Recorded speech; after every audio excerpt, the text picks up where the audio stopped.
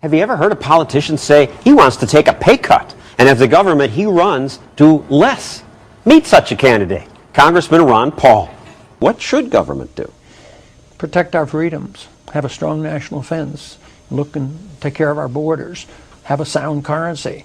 So we want to have a protection of the general welfare, the general environment of free markets and ability to trade with each other and travel among the states. That was the responsibility of the federal government, not to run our lives and run everything in the economy and extend, the Interstate Commerce Clause and the General Welfare Clause to do anything they want to do. That is what has happened. So keep the peace. So defense, the military, right, police forces, enforce contracts, and that's about it?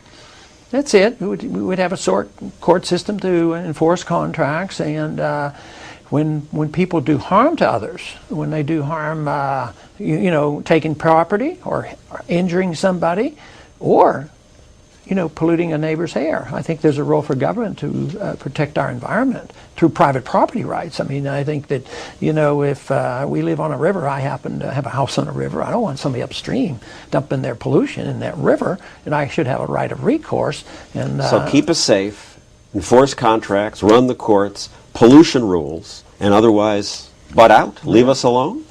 Basically that, which would be meaning if we get back to that, and I'm elected, I should immediately take a pay cut, because I wouldn't have so much to do.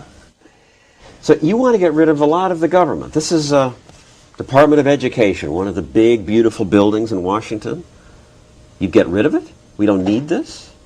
Yes, just think what kind of businessman might be able to make good use of that piece of property. But no, how we do don't people get need it. educated? We might get better education. The evidence shows since the 1950s, since the federal government's gotten involved, the quality of education has gone down and the cost has gone up. So federal government should have no role? There's no authority for it, and they've proved themselves inefficient. The one city they're totally in charge of is Washington, D.C., $13,000 a year per student. They have more guns, more drugs, more violence.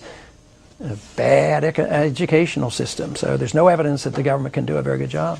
Department of Energy. No, we don't need a Department of Energy. How will we get energy? The market will do it. Supply and demand. This is just unnecessary? There's no need. That serves the interest of big business. So if government needs an energy policy, what they're saying is, how do we take taxpayers' money and put the money in R&D, and which big company is going to get the largesse from the government? That's the kind of thing that encourages. What's wrong with that? The wise elites in Washington will pick the best investment. Well, it might end up that the subsidies might go to producing ethanol from corn. And it might turn out it is going there. It might turn out it wasn't the best investment. Maybe it cost too much to make the ethanol, but somebody made some profits off it.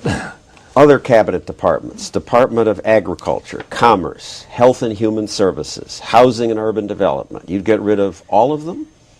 Yeah, of course, that's not on the immediate agenda, but in theory, they're unnecessary, and we should think about what kind of a country we would have without these departments. And I think we would have a better country, and all those problems that they're supposed to solve, I think, would be lessened. Commerce Department? We don't need the Commerce Department to have commerce? No, absolutely not. Homeland Security, isn't that a role for the federal government? Not really, not the way that's designed. That's the biggest bureaucracy of them all. There's some parts of that department that are okay. They put the Coast Guard in there, and they put FEMA in there, and everybody's bunched together. No, Homeland Security, how's it been taken care of for all these years? Pretty well. And I think it was failure of government on 9/11, not the fact that we didn't have the Department of Homeland Security, and we didn't have a national ID card, and we didn't have this constant surveillance and loss of our privacy. That's failure of government how? We spent $40 billion on intelligence gathering and didn't prevent it from happening. But the government was in charge of the airlines, FAA. They were supposed to inspect the people as they went on. You weren't supposed to resist any hostage takeovers, and they weren't allowed to have a gun. Maybe if you and I had the airlines, we might have said, hey, we want to protect our passengers. Maybe we should have a stronger door on there. Maybe we ought to give our pilots a gun. So it wouldn't have happened. 9/11 wouldn't have happened. So government creates the wrong rules, too many rules and the wrong ones?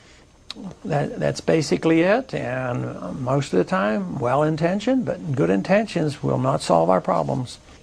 You anger libertarians when you vote against NAFTA, GATT, CAFTA trade agreements. You're too much of a idealistic candidate, they say. I mean, these agreements make trade more possible, so what if they're hundreds of pages? No, I don't think it always does. It's more government, and it serves special interests. We go to the WTO more to get retaliation against those who we think are cheating than we go to get lower tariffs. The lower tariffs part, you could do it without more government, so I'm all for the lower tariffs. But everybody's idealistic. Some people are more idealistic in depending on international government. I'm idealistic in thinking that these problems can be solved with a lot less government.